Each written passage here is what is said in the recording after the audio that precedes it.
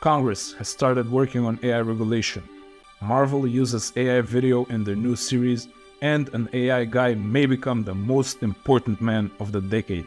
You're watching the AI Report, the fastest, most relevant AI news delivered straight to your brain every single day. No weekends, no holidays, no sick days, no exceptions. Keeping you relevant in the AI age every single day. Let's get into it.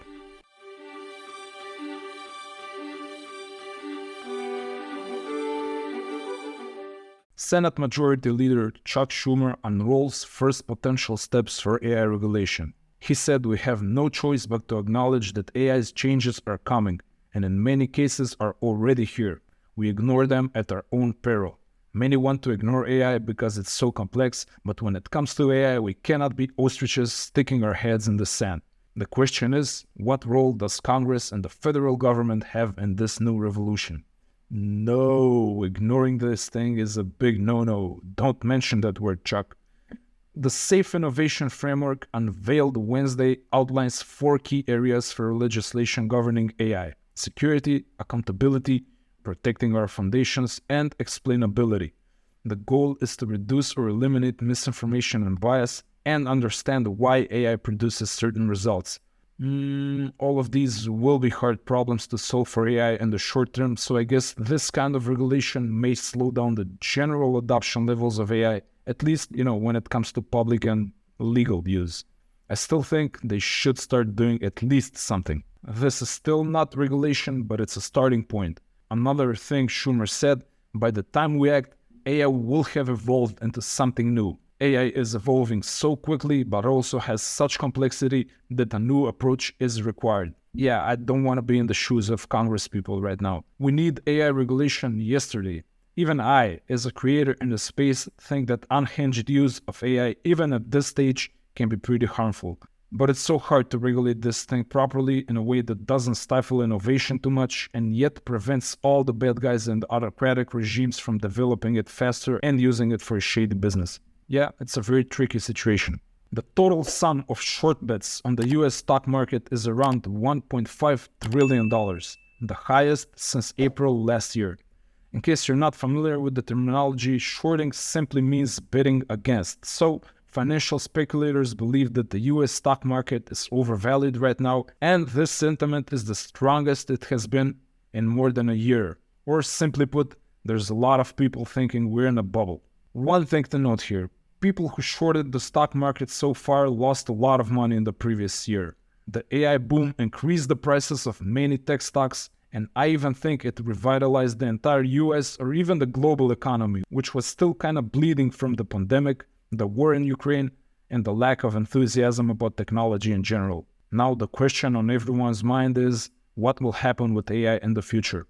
Will this turn out to be a true technological and economic revolution, or will it be just one big nothing burger? My personal 2 cents, the rate of growth will slow down, but it will definitely not stop. ChatGPT was too spectacular. It's very unlikely that we'll see other explosive news like that, and we can't expect similar exponential growths in the next few months or a few years even. It's possible, but I think it's unlikely. What we will have is a ton of incremental progress. If you're using these AI tools, you know they're still rough around the edges. They are getting constantly improved in small ways, but constant small improvements never made the news. Still, they always help people become more productive, and in the end, that's what matters.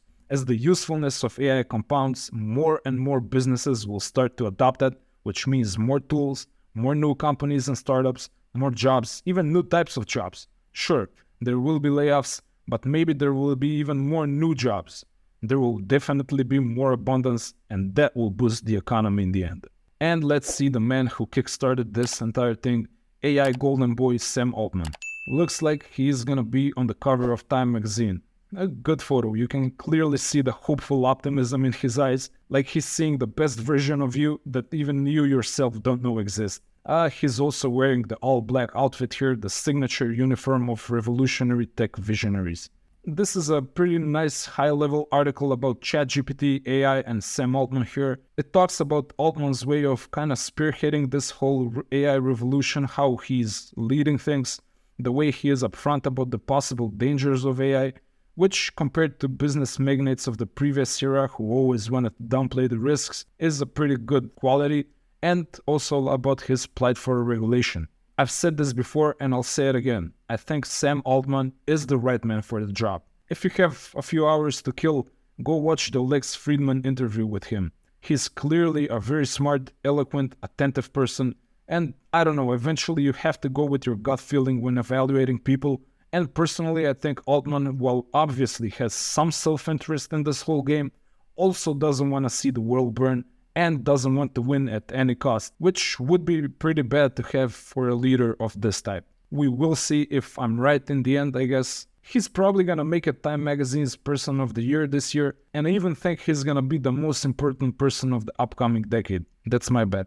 Let's check out another brilliant tech visionary. So, Elon says that AI isn't necessary for anything they're doing at Tesla. I would like to extend this argument actually, and say that AI isn't actually necessary for anything at all. That might be weird coming from the guy with the AI channel, I know, but I think it's true. AI can be a nice bonus, but it can also be a massive disaster of unseen proportions. I always think of that one dialogue in The Matrix, when Agent Smith calls the 90s the peak of human civilization.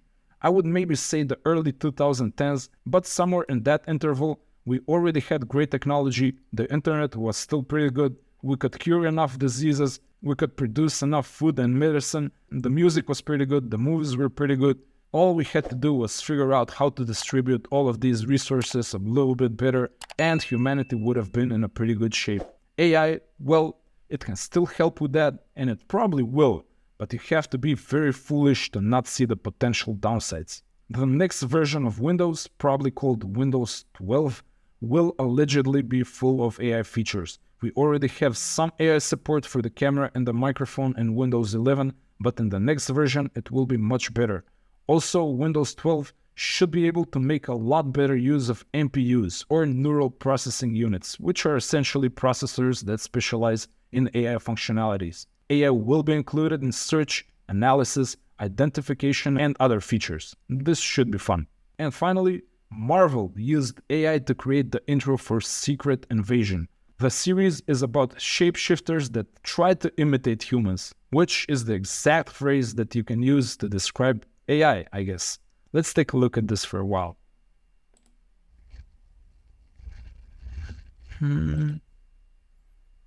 Okay.